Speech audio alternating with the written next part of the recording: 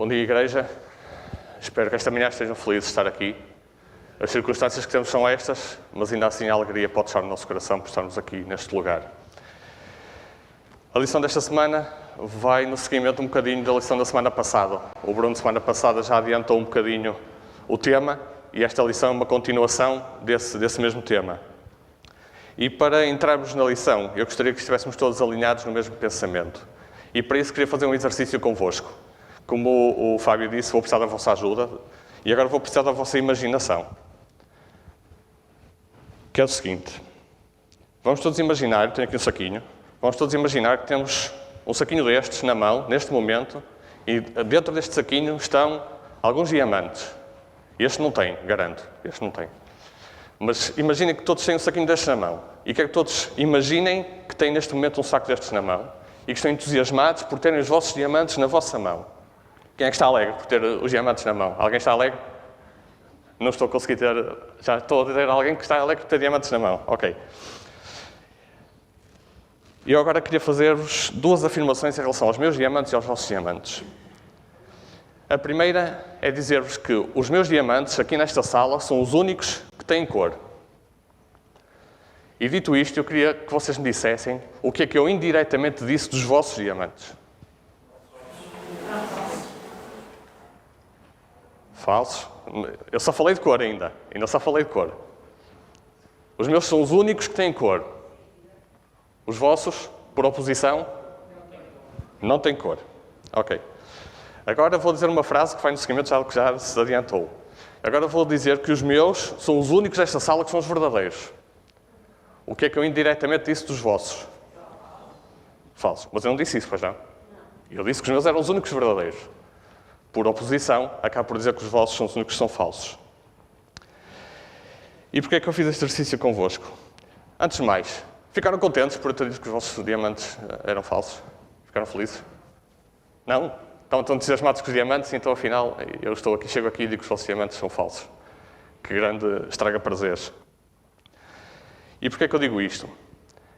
É que quando falamos com as outras pessoas, por vezes, sem querer, temos frases que nós não nos apercebemos o impacto que vai ter no outro. E aquilo que nós dizemos à partida pode não ter uma segunda intenção, mas o ouvido do outro se calhar vai ouvir com uma segunda intenção. Ou aquilo que eu digo vai ter uma contraposição que eu não disse, mas que ela existe, e que o outro se calhar vai ter essa percepção, e se calhar não vai ser agradável do outro ouvir. Queria trazer um exemplo, e não quero com este exemplo que seja um exemplo individual, é um exemplo entre muitos. Todos nós ganhamos muitas frases que preferimos quando conversamos com os outros e às vezes não pensamos sobre elas, e este é apenas um exemplo, sem qualquer individualismo, e apenas como exercício de reflexão. E essa frase é a seguinte, que nós temos muito por hábito de dizer, e acredito com sinceridade, e sem nenhuma ofensa, mas acaba por estar implícito ali talvez alguma coisa. E a frase é a seguinte: nós temos a verdade. Quantos de nós já dissemos isto? Eu já disse. Todos nós, de uma maneira ou de outra, já dissemos esta frase. Não estou aqui a avaliar o sentido com que a disseram, atenção. Não, é apenas um exercício. Só que esta frase tem um problema. É que, em primeiro lugar, nós, biblicamente, esta frase acaba por não ter grande sentido. Porque nós não somos detentores de nada, entre aspas, nada. Não podemos dizer que somos detentores da verdade. Biblicamente, a verdade é duas, ou se quiserem, três coisas. Deus, e a Bíblia refere só em ti à verdade. Jesus, que disse dele próprio, eu sou a verdade. Se quiserem, podem juntar estes dois num só. E depois, a palavra. A palavra de Deus revelada é a verdade. Ora, se essas três coisas são a verdade, então eu não posso ser detentor de Deus nem de Jesus e não posso ser detentor da Bíblia. Não estou a dizer adquiri-la para ter comigo. Detentor do seu conteúdo. Eu não sou detentor do seu conteúdo. E por isso, esta frase acaba por estar biblicamente, de certa forma, errada. Não no sentido, se calhar, nós a dizemos, mas se calhar no sentido que o outro poderá ouvir. E assim como esta frase, como eu disse, há várias outras que nós dizemos e às vezes não pensamos o que é que o outro poderá ouvir Ou o que é que o outro poderá interpretar como contraposição àquilo que eu acabei de dizer. Outro ponto é que quando eu falei dos meus diamantes, que eles eram os únicos que tinham cor e os únicos que eram verdadeiros, eu tive que o dizer com uma conotação de superioridade. Era inevitável. Quando eu fiz aquelas duas afirmações, eu estava a ser superior, ou estava a dizer que tinha algo superior a vocês. O problema é que no reino de Deus não há ninguém superior a ninguém. E, portanto, eu não posso colocar-me como detentor de nada ou dizer uma frase como esta e como outras, que me coloque no sentido de superioridade, quando na realidade o reino de Deus não tem ninguém superior a ninguém. Isto quer dizer que qualquer frase que possa transparecer superioridade da nossa parte, devemos ter o cuidado para não a dizer.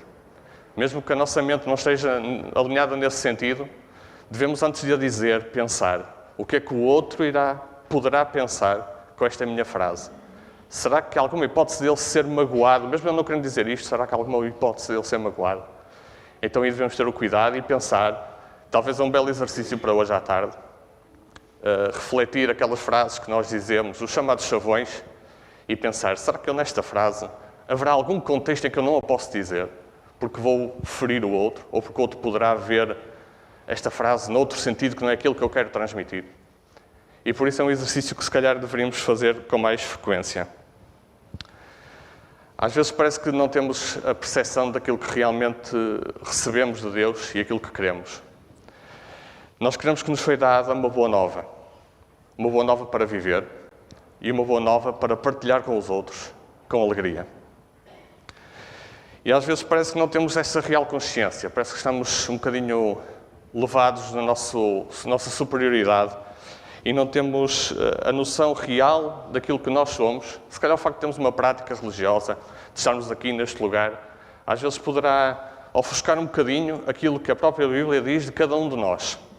E queria que vissem comigo um texto que nos mostra claramente aquilo que todos nós somos. Independente de estarmos aqui, não estarmos aqui, temos uma prática ou não temos práticas, todos somos. Às vezes vivemos a alimentar um bocadinho os nossos, perdoem a expressão, os nossos egos religiosos, sustentados nas nossas práticas também, e esquecemos um bocado daquilo que a Bíblia diz que nós fomos e continuamos a ser. E esse texto está em Isaías 64:5. Eu tenho aqui o texto da versão Bíblia para Todos, mas os irmãos que quiserem podem abrir as vossas Bíblias e ler este texto, acompanhar este texto. Diz-nos o texto de Isaías 64:5. Somos todos pessoas impuras, todas as nossas melhores ações são como um pano manchado de sangue. Estamos murchos como as folhas secas e as nossas maldades arrebatam-nos como o vento. Há outro texto que eu não trouxe, mas todos conhecemos. Todos pecamos e estamos destituídos da glória de Deus. A primeira palavra é todos. Não importa se é há uns tempos atrás e agora eu não estou nesse patamar. Pois é. Eu vou encontrar a versão, já por causa disso. Porque há versões que estão um verso à frente, um verso atrás, têm as divisões ligeiramente diferentes. É por isso que eu prefiro acompanhar sempre apresentações deste modo, que é para não estarem os textos trocados e conversões trocadas. Este texto que eu vos falei, que todos pecamos e estamos destituídos da glória de Deus, deve-nos relembrar que apenas o sacrifício de Jesus nos fez mudar, nos faz mudar, quando nós queremos, nos faz mudar esta condição. Só o sacrifício de Jesus. E quando nós sentimos que há esta mudança de condição da nossa vida, às vezes temos a tendência de nos envaidecermos um bocadinho. Eu já não estou naquela condição, agora estou nesta. E então enchemos o peito e estamos um bocadinho envaidecidos. Mas a mudança de condição não nos torna mais vaidosos que os outros. A nossa mudança de condição à custa do sacrifício de Jesus Cristo, o que nos traz é uma responsabilidade para com os outros. Não estamos num patamar superior, estamos num patamar de serviço para que os outros possam vir também receber esta mudança de condição.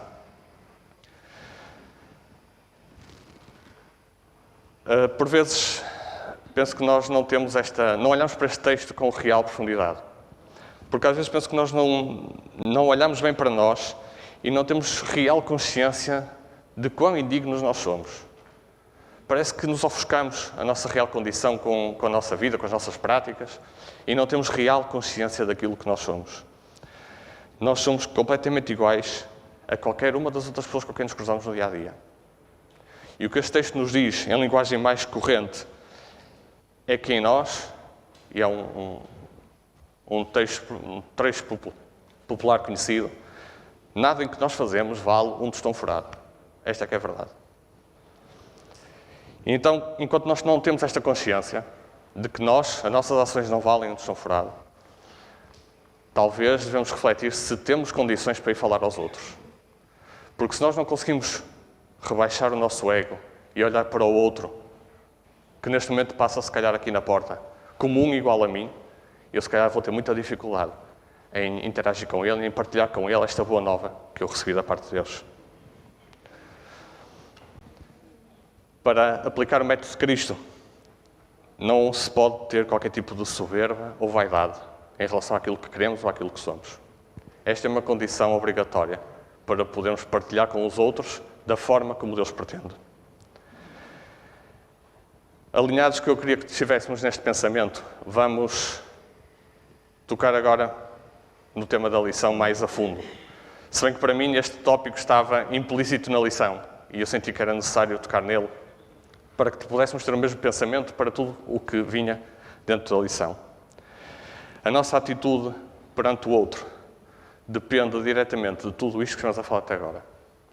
Olhar para esta lição sem refletir sobre este ponto, para mim, era muito importante. Por isso decidi partilhar convosco. A lição tem uma citação que nos diz o seguinte. Os que quiserem também acompanhar, está na lição de segunda-feira. Uma atitude áspera, crítica e hostil vai afastar as pessoas de vocês. E mesmo que consigam testemunhar, as vossas palavras, por muito verdadeiras que sejam, têm muito menos probabilidades de serem aceitas. Esta frase marcou-me muito nesta lição. É que por muito verdadeira que seja algo que eu tenho a dizer, ou até mesmo o meu testemunho ser muito verdadeiro, o que lhe vai dar a credibilidade é o facto de eu ter a atitude certa. Só assim é que eu vou conseguir criar laços com aquilo que eu vou dizer.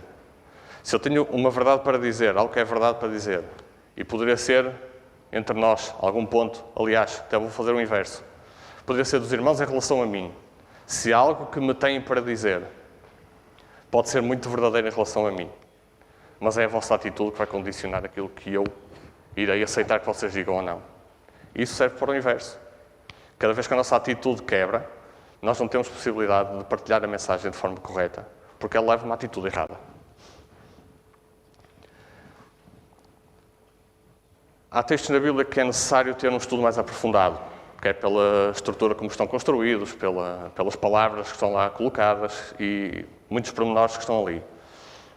Mas há outros, alguns estão até em sentido figurado e, portanto, é preciso algum exercício de estudo. Mas há outras frases que elas são tão diretas e tão claras que elas são perceptíveis com pouca análise, se assim se pode dizer. E um desses textos está em Efésios 4,15.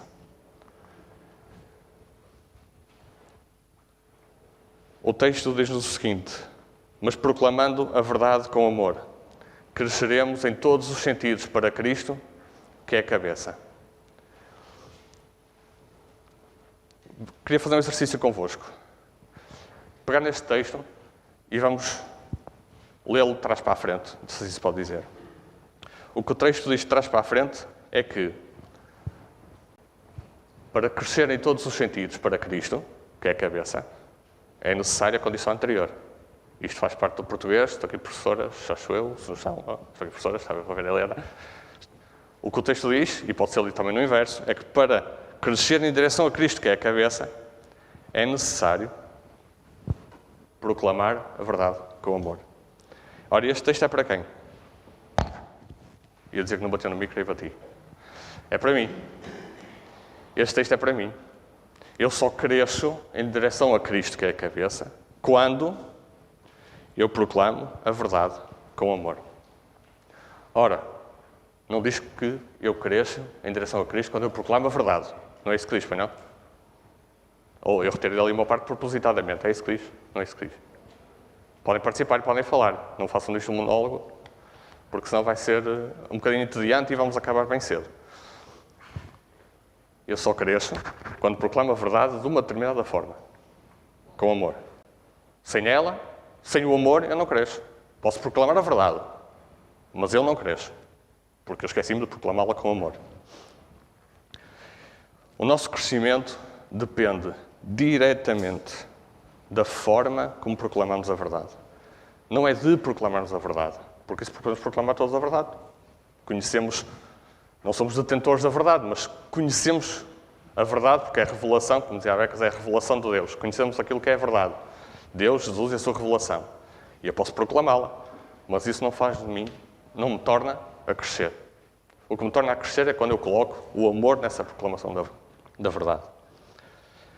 Este texto tem outra curiosidade, que acaba por ser uma ironia, que é o contexto em que este texto foi escrito. Paulo escreve esta carta aos Efésios por um propósito, e este texto está incluído nesse propósito. E o contexto desta carta, do problema que existia em Éfeso, era nada mais nada menos que divergências doutrinárias, que é aquele tema que todos nós gostamos de ferozmente dialogar com todas as pessoas com quem nos cruzamos. E é interessante que no tema que nós mais temos no nosso coração, que é as divergências doutrinárias, Paulo escreve a uma igreja e diz assim: proclamem a vossa verdade, mas com amor. Por isso, quando nós temos os nossos debates de argumentos, e eu espero que sejam debates entre aspas, não sejam realmente debates acesos, aquilo que nós vamos dizer, ele tem que trazer sempre a característica do amor. Outro texto da lição, que vinha na lição de terça-feira, diz-nos: os laços de amizade desenvolvem-se quando concordamos com as pessoas, na medida do possível. Queria fazer uma pausa aqui. É que às vezes eu tenho a sensação que nós temos prazer em criar impossíveis que não existem. Estou a ver aqui alguns rostos a rirem, não sei porquê. Mas às vezes tenho essa sensação que nós temos prazer em criar impossíveis. Temos que encontrar ali um impossível para não falar nada. Ou para dizer o contrário, ou para contrapor. Às vezes a pessoa nem sequer disse nada. E por não dizer nada, nós já vamos encontrar ali um impossível para dizer. Mas continua o texto. Quando demonstramos aceitação e as elogiamos quando é apropriado. Era o que dizia o Bruno semana passada. Pontos de contacto. Aquilo que é comum. Isso deve ser o nosso ponto de partida para um diálogo. Para um diálogo recheado de amor. Há também um texto de Romanos 15:7 que diz que usa um termo, e é um termo que para mim tem muita relevância já há muitos anos na minha vida. E o termo é aceitação. E esse é um termo que para mim é muito importante no meu relacionamento com os outros. Mesmo eu discordando, esse é um termo muito importante para mim. E se me permitem, eu com o exemplo que vejo de Jesus nos Evangelhos, tenho para mim, é uma definição pessoal, deste termo aceitação. Vou ter que o ler.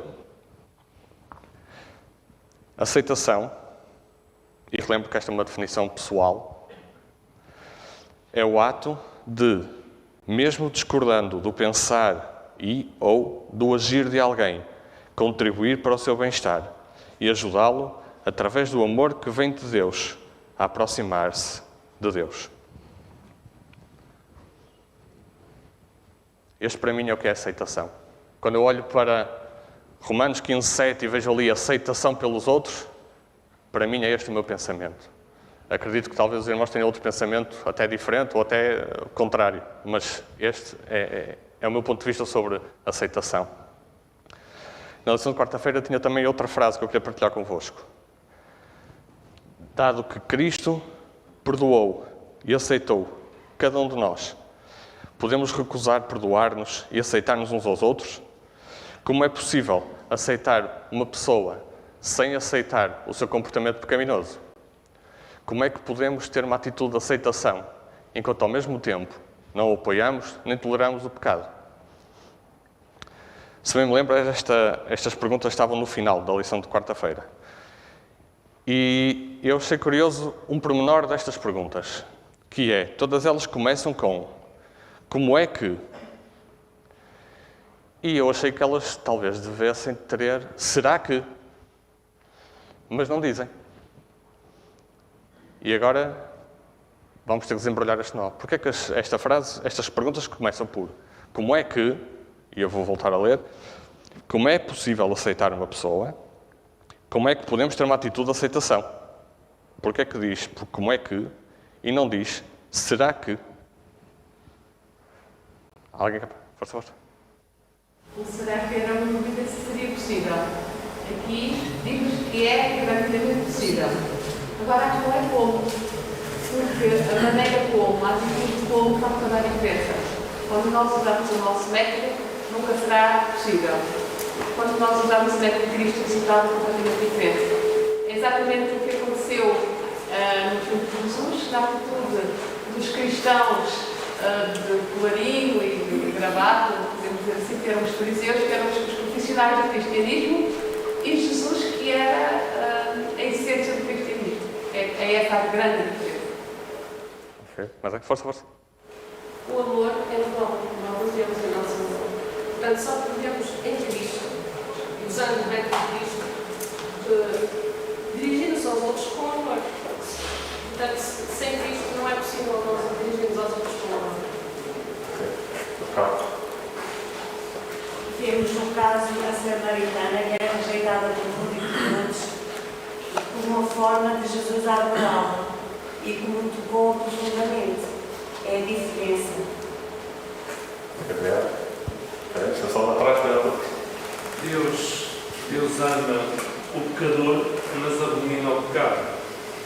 No outro dia tive duas pessoas homossexuais no meu consultório e com o desenvolvimento da conversa eu percebi que elas queriam mesmo saber a minha opinião, porque os pais eram católicos e tinham a mesma opinião do que eu, mas queriam saber porque estávamos a falar da religião. E ela perguntou, uma delas contou, eu não sei se a tua opinião é igual à dos meus pais, eu disse, é exatamente igual às dos teus pais. Só que aqui a questão é que muitas vezes nós não conseguimos demonstrar que amamos o pecador.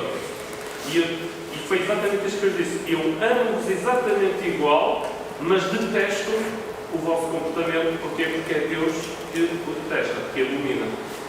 E o nosso comportamento como cristãos, é amar, sim, mas também demonstrar que abominamos o pecado. Porque Jesus disse ser meus imitadores. E eu, para ser imitador de Cristo, eu tenho que amar, mas também tenho que dizer aos fariseus como Cristo dizia muitas vezes. Agora, eu tenho que ver com quem é que eu estou a falar, não é? Porque se eu for falar com a prostituta como Cristo falava com os fariseus, Cristo não tinha atingido a prostituta. Mas para os fariseus, João Batista e Cristo falavam de maneira diferente. Portanto, se as pessoas que estão a falar connosco têm um nível de conhecimento, nós sabemos que é um afronta-pé à lei de Deus, porque quando nós dizemos, e começaste muito bem, nós não somos detentores da verdade, mas a Igreja Adventista é detentora da verdade presente, como foram os reformadores no passado. E quando nós temos, eu percebi perfeitamente aquilo que tu quiseste dizer, não é nada disto que eu vou dizer, mas só para por algum momento possa ter ficado duvidosa, a Igreja Adventista é realmente a representante, não sou eu, é a Igreja, não todo, representante de Deus na Terra, a Igreja dos últimos tempos, mas nós não temos a verdade a não ser. Nós, podemos dizer como Paulo, já não sou eu mais quem vive, mas Cristo vive em mim. Mas acredito que ninguém de nós que está aqui dentro atingiu esse patamar. E quem me dera atingir um dia.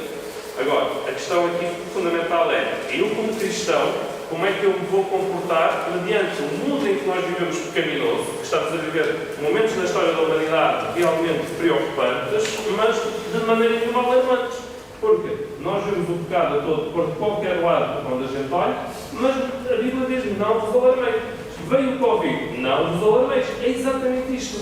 Portanto, nós temos que demonstrar uma postura de amor, mas também uma postura de caráter a dizer isto é o comportamento que Deus quer para a humanidade. Se nós não temos. Agora, como é que o vamos fazer? E aqui é a tua luta. Como é que o temos feito no passado e até aqui, porque não conseguimos atingir, então alguma coisa temos que o fazer. E se calhar o mal está realmente em mim e a maneira como eu muitas vezes entro em discussões que é bom ser discussão. Agora, como é que eu faço essa discussão? Porque a discussão é discutir os pontos de vista. Agora, se eu à partida mato a discussão e se extremo posições logo à partida, então isso não vai obter os resultados e os frutos que nós todos desejamos. Obrigado. Sim, obrigado. De uma forma muito prática, quando nós começamos a pensar como interagir com o outro, o melhor exemplo é Cristo. E nós sabemos que o primeiro passo no caminho a Cristo é sermos capazes de reconhecer o nosso ponto de partida. Se aquilo que outro me diz vai no sentido da acusação, vai ser muito difícil eu encontrar esse ponto de partida. Cristo estava sem pecado e mesmo assim tinha o direito de julgar, e mesmo assim ele ensinou-nos que bastava ficar numa descrição do que está escrito. Pegando o meu bom exemplo, quão diferente seria se em vez de estar a comparar os meus com os dos outros, apenas dissesse nos livros de biologia está escrito que os diamantes verdadeiros têm cor. A outra pessoa, por si só, ia ser capaz de reconhecer que os seus não tinham cor e que faltava alguma coisa. E provavelmente a pergunta a seguir seria como ao jovem rico: o que é que me falta mais? Alguma coisa que falta aqui? Eu acabei de estabelecer um ponto de contacto, acabei de estabelecer aqui não um sentimento de menosprezo, mas sim um sentimento de querer aproximar. Esta é a diferença de colocar o exemplo de Cristo no caso prático. Obrigado. Em relação àquilo que falavas, quando o outro lado começa já com acusação, eu tenho gradualmente e com muita dificuldade interior, uma grande luta interior, optado, às vezes é preciso morder um bocadinho partes do meu corpo, mas tenho optado porque o silêncio às vezes é duro. E, portanto, às vezes quando o outro lado tem confrontação, eu tenho optado pelo silêncio porque ele às vezes é ouro. Garanto-vos que me custa um bocadinho às vezes. Às vezes há aqui partes do meu corpo que levam algumas mordidelas para que isso não aconteça. Mas pronto, faz parte de um processo individual. Em relação àquilo que falávamos, queria pegar no exemplo que a Clara deu, da Samaritana. Jesus podia ter chegado àquele poço, confrontado a rapariga e dizer assim: olha, eu não concordo com o tipo de vida que tu levas. Podia ou não podia? Tinha legitimidade para isso, não tinha? Chegava ali e dizia assim: olha, eu não concordo com o tipo de vida que tu levas. Isto de ter assim não sei quantos maridos já chega, não. Mas não foi isso que ele disse. E conversou, e conversou, e conversou. E a determinada altura fez aquilo um bocadinho que estava a dizer. Olha, já agora traz-me lá o teu marido. Ups. O meu marido... Foi ela que refletiu para ela própria. Jesus não disse nada. Disse assim: traz-me lá o teu marido. Quer dizer, meu marido, as coisas não estão muito boas nesse campo. Disse assim: pois é. Então se calhar vamos conversar um bocadinho sobre isso. Essa foi a atitude de Jesus. E eu podia ter chegado ali e confrontado logo a rapariga com aquela questão. Mas não o fez. E quando o fez, fê-lo como uma forma de um método que só Deus sabe ensinar. Só Deus sabe ensinar.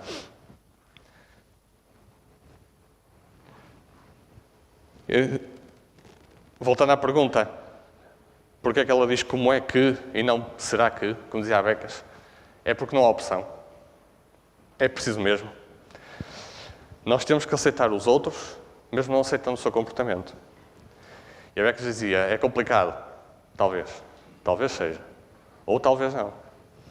Se calhar não é assim tão difícil. Basta que eu pense no seguinte: não é pelo facto do meu pecado ter menores consequências que o pecado do outro que eu posso ter a hipocrisia de medir o meu como mais pequenino e o do outro como maior. As consequências são diferentes, é verdade. Mas, embora as consequências sejam diferentes, a medição do pecado, do meu, é do mesmo tamanho que a medição de qualquer uma das outras pessoas que vivem neste mundo. É igual. E, portanto, se eu consigo colocar-me de igual para com o outro, e por isso é que eu toquei naquele ponto inicial de nós sermos todos iguais, isto não há superiores nem em melhores condições, somos todos iguais. Quando eu compreendo que o outro é igual a mim e que não é o meu pecado, entre aspas, pequenino ou com menos consequências, que é menor que o dele, que se calhar tem mais consequências, e eu aí percebo que se calhar é talvez um bocadinho mais fácil olhar para os outros e poder aceitá-los a eles e não aos seus comportamentos. Sim. Tendência natural, nós herdamos-la e copiamos de alguém que nós conhecemos bem. Que é pôr-nos no lugar de Deus, de querer fazer novos juízos, de querer fazer novas conclusões, e essa não é a missão que nos foi dada. Nós somos um pouco especial porque temos uma missão especial, mas não passa por aí a missão. Ok, obrigado. Queria partilhar convosco um texto bíblico que está em Filipenses 2:3. Diz-nos o texto: não façam nada por ambição pessoal, nem por orgulho, mas, com humildade, considerem os outros superiores a vós próprios. Força. Jesus, quando esteve com Maria Madalena, quando estava na situação de Maria Madalena, Jesus não a acusou, mas lembrou-lhe que ela estava em pecado. Ele não a confrontou. Um confronto é sempre um confronto. Seja de que maneira fores para esse confronto, com amor não vais, porque vais criar confronto, não vais com amor. Agora, não deixou de a exortar. Okay? E nós também não devemos passar. Porque quanto mais vezes nós deixarmos passar as oportunidades que temos para exortar o irmão, quando ele sai a casa, ou outra pessoa qualquer, estamos a perder uma grande oportunidade para dar essa mensagem de amor que Deus tem. Agora, não comparem o amor de Deus com o nosso amor, é completamente diferente. E nós não temos a mesma capacidade, porque não estamos interligados como Jesus estava com Deus, para fazermos o mesmo que Jesus fez. Temos que seguir os seus passos, mas não vamos conseguir fazer o que ele fez. Okay? E quando se diz que ele não acusou Maria Madalena, não, ele não a acusou porque os pecados estavam lá. Ninguém sabe o que ele escreveu no chão. Não sabemos se ele escreveu os pecados de Maria Madalena, não sabemos se ele escreveu os pecados dos que estavam à volta, não sabemos se ele escreveu os nomes das pessoas que tinham estado com Maria Madalena e eles estavam ali todos presentes. Nós não sabemos, mas quando ele diz a Maria Madalena, vai e não peques mais, significa que ele está a dizer que estavas em pecado. E nós, por muito com o amor que vamos ter com as pessoas, nunca podemos ir com o confronto. Temos que ir com a exortação daquilo que é a verdade. E a verdade é o que está escrito. Não é aquilo que nós achamos, nem aquilo que nós pensamos. Já vou aproveitar a tua frase para lembrarmos de um ponto que às vezes todos nós falhamos e queria partilhar convosco, espero não esgotar o tempo com isso, mas queria partilhar convosco uma experiência vivida pessoalmente, não que seja nada de valioso para mim mesmo, mas vale o que vale. Serve apenas como testemunho. Que às vezes a nossa dificuldade às vezes é também o timing da demonstração. E digo isto porque uma vez numa reunião de nomeações havia alguém que queria ser reconduzido para uma função. Só que aquela pessoa durante aquele ano tinha tido uma situação difícil, que foi a sua esposa pediu-lhe o divórcio. E desde esse momento até o final daquele ano, eu notei que aquela função era a única coisa, ou naquele momento, era o que o ligava à igreja e a Deus, se calhar. Não conheço ao pormenor a vida dele. Mas senti que era naquilo. E senti que se lhe faltasse aquilo, talvez eu sentisse um bocadinho o chão a tremer. E na reunião de nomeações alguém diz o seguinte: se calhar aquele irmão com aquela situação de divórcio, se calhar talvez não. E a minha frase foi a seguinte: vocês, por favor, não lhe façam isso. Querem colocar outra pessoa lá mais sénior para o auxiliar, coloquem. Mas, por favor, não façam isso. Porque eu sinto que se vocês fizerem isso, estão-lhe a puxar o tapete. Pela graça de Deus, a igreja refletiu. Manteve aquela pessoa ali. Colocou uma pessoa sénior junto a ele para aquela função. E durante alguns anos, aquela pessoa manteve-se ali. Neste momento não tenho grande contacto se a pessoa permanece ou continua a ir à igreja ou não, mas daquele momento, durante aquele período, e foi um período ainda de 2, 3 anos, aquela pessoa foi notório. Quando, no final do ano, aquela pessoa sentiu que ia ser reconduzida para aquele lugar. Era um lugar de apoio, não era um cargo de ancianato. Mas ainda assim avaliou-se também com todos os outros. E eu senti que aquela pessoa ficou contente por a igreja não lhe ter puxado o tapete naquele momento. Num divórcio a culpa é sempre dos dois lados. Portanto, de uma forma ou de outra a culpa é sempre dos dois lados. E, portanto, poderia fazer aquela coisa de... Ele também tem a sua parte de culpa, e é um divórcio, é uma pessoa divorciada, é uma situação ainda muito recente, mas aquele não era o timing de puxar o tapete. Por isso é que às vezes o timing também, nós erramos no timing com que admoestamos, e nisso Jesus também era sabedoria plena, porque era o timing certo. Não quero esgotar o meu tempo, e voltando a este texto, considerar os outros superiores a vós próprios. E nesta carta aos Filipenses, neste capítulo 2, está lá um hino que se refere ao próprio Jesus. E o hino diz que Jesus se esvaziou da sua divindade para ser um igual a nós. Estou a usar o resumo do texto, depois poderão vê-lo em Filipenses 2. Certamente conhecem o texto ao qual estou a referir. Jesus esvaziou-se da sua divindade para ser um igual a nós, para servir as nossas necessidades como raça humana. Lembra-se do momento em que Jesus, perante uma situação em que não havia quem servisse, foi ele que decidiu servir? Lembra-se de alguma? O lava-pés. Na altura da sua última Páscoa, a pessoa que devia servir naquele lugar não estava lá. E então os 12 nobres não podiam servir. Então, e aí Jesus disse assim, vem servir. Porque isso foi para isso que Jesus cá veio. Servir-nos. Não servir-nos como um escravo, nos tempos mais antigos, que servia o seu senhor, não é esse sentido. Mas deixar toda a sua divindade por nós, para que nós tivéssemos uma oportunidade. Queria já terminar transportando-nos para a parábola do bom samaritano. Todos nós conhecemos a parábola, mas uma vez ouvi uma pergunta de um pregador que desde aquela data ela nunca mais me saiu da cabeça. E acho que encaixa perfeitamente aqui neste tema. A pergunta dele era: quem é para mim o samaritano? E essa pergunta, pelo menos a mim, dói-me um bocadinho. Porque eu às vezes arranjo muitos samaritanos na minha vida e no meu dia-a-dia. E isso levanta algumas dificuldades, porque depois a seguir sou eu que estou dentro da parábola e sou eu que estou a ver o samaritano e a pessoa magoada. E esta pergunta é: para quem é que eu olho para os outros? Com o mesmo olhar de reprovação com que os judeus olhavam para os samaritanos. Se calhar vou fazer como o Bruno. Não, nós não fazemos isso. Não fazemos isso. Nós não fazemos isso, foi não. Claro que não. Obviamente estou a ser irónico e eu faço, portanto, acredito que todos nós fazemos em algum momento, em alguma situação, em alguma circunstância. Será que nessas situações dizemos aquele que usou de misericórdia, para evitar dizer o nome de samaritano? E talvez aqui possamos encontrar alguns exemplos deste substituto de aquele que usou de misericórdia. Eu trouxe apenas alguns e retive-me para não trazer outros, para que os irmãos não ficassem um bocadinho chocados. Mas ainda assim trouxe alguns exemplos.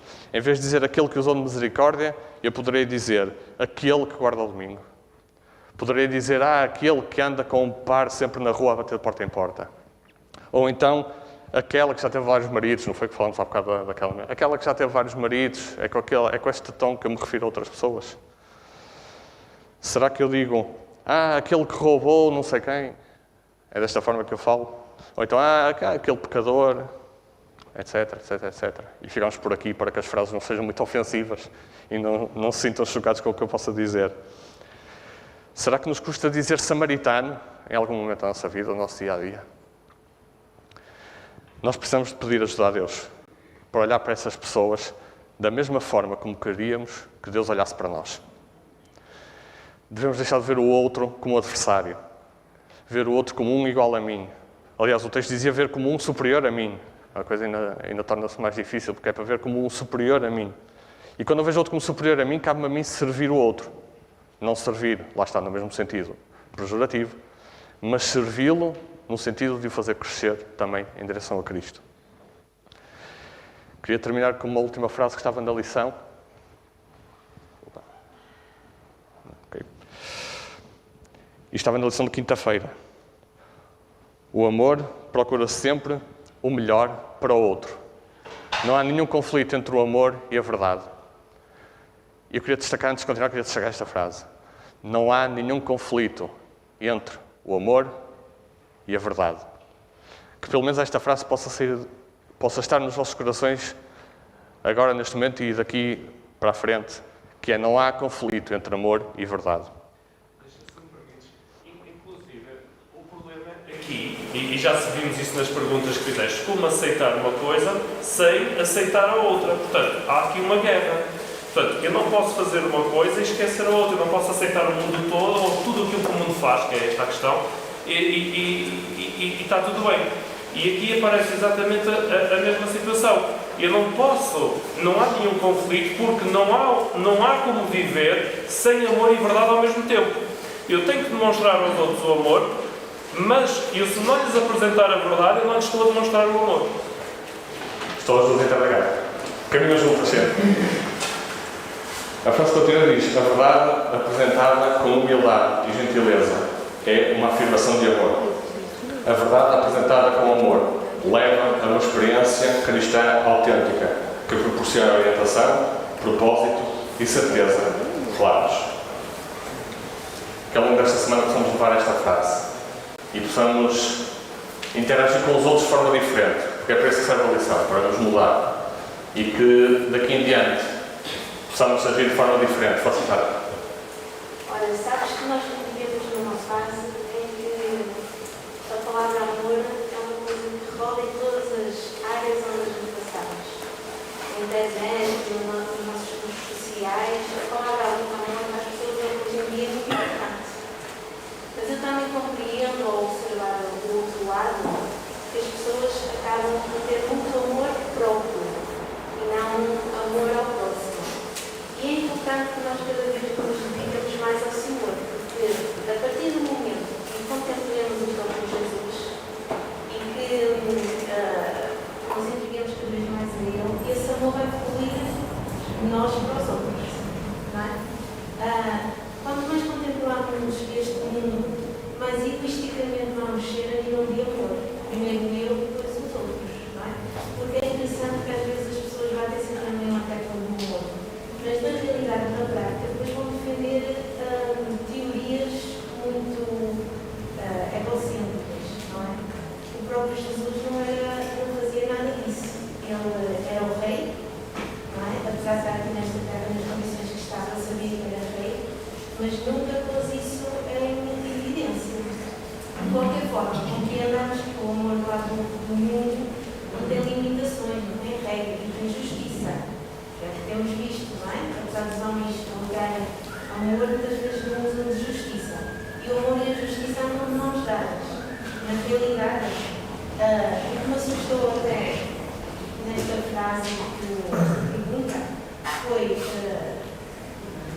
o facto de aqui dizer apoiar e dar. Na realidade, nós quando levamos muitas vezes as pessoas a Cristo, é porque demonstramos o verdadeiro amor. O verdadeiro amor não defende a destruição da pessoa, como o que o faz. Por isso, permitamos compreender o real amor que Jesus viveu na sua vida e que Deus, a característica do próprio Deus, para que não possamos viver esse amor irreal que o mundo está a viver agora. Ok, obrigado. Eu queria aproveitar para reforçar aquilo que a Carla disse há pouco. E quando falamos aqui de amor, amor, amor, não se esqueçam que este amor é o amor que brota através de nós, não é a partir de nós, através de nós, fruto da nossa relação com Deus, porque este amor se vem exclusivamente, é 100% divino. Não há aqui opções, portanto, nós somos canais de saída de amor, de escoação de amor. Era a pessoa menos provável de exercer a ação do amor. E ele não olhou a etnia, não olhou a condição, e foi a ação. Agiu no momento adequado de praticar o amor e fez tudo por ele, à semelhança de Jesus. E é isso que Jesus pede de nós. Exercitar o amor, seja em que condição for. Um pormenor, não havendo 100% de garantia, mas tendo em conta o caminho onde aquela parábola é contada, digamos assim, existia grande probabilidade daquela pessoa que estava ali moribunda ser um judeu. Não é 100% garantido, obviamente, não está claro na Bíblia, mas a ser, tornaria, e talvez, eu creio que talvez fosse essa a intenção de Jesus, colocar ali uma personagem do género, um judeu, para enfatizar ainda mais a ação do samaritano nesse apoio, nesse amor que exerceu sobre ele. Queria terminar com 2 frases. Pedro, numa das suas cartas, disse: devemos testemunhar de forma gentil e respeitosa. E Paulo disse também: pregai. Paulo mandou pregar, corrigir e encorajar, com paciência e com cuidado. Que esta possa ser a nossa transformação individual do dia de hoje para a frente, de todas as vezes que falarmos com o nosso próximo e com qualquer pessoa que esteja ao nosso lado, independentemente, e coloco entre aspas, obviamente, do seu pecado, mas olhando primeiro para o pecador, para depois poder transmitir a verdade com amor. Queria reforçar aquela frase que disse há pouco. Não é possível crescermos proclamando só verdade ou só amor. É impossível. E que esta possa ser a mensagem que esteja no nosso coração para o resto desta semana. Bom sábado a todos.